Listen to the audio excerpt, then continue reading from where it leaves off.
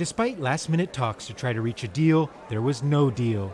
It was supposed to be a day to commemorate the victims. Instead, it became an ugly fight over language, reflecting once again the deep divisions within the UN Security Council over what occurred at Srebrenica. A UK-sponsored resolution calling the 1995 killing of thousands of Muslims an act of genocide was rejected by Russia, using the veto granted to permanent members of the Council. The draft submitted by the United Kingdom turned out to be unconstructive, confrontational, and politically motivated.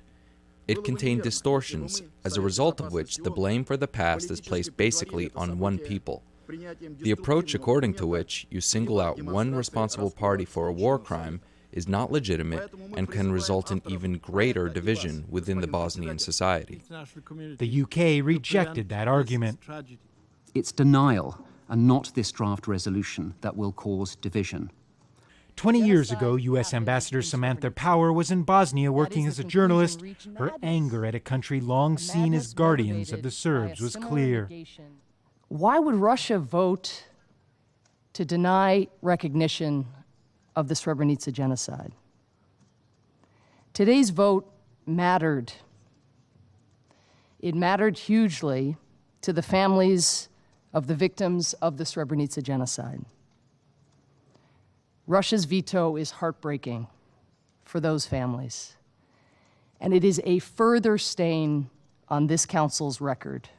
Bosnian Serbs killed more than 8,000 Muslim men and women boys as they were fleeing from a UN safe area after undermanned UN peacekeepers were overrun.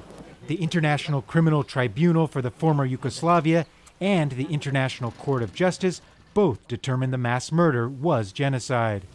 And the international community and the UN itself came under intense criticism for not doing more to prevent the killings. Many had hoped this resolution would give some closure to victims' families. Instead, one veto laid bare the deep divisions that still remain, even all these years later.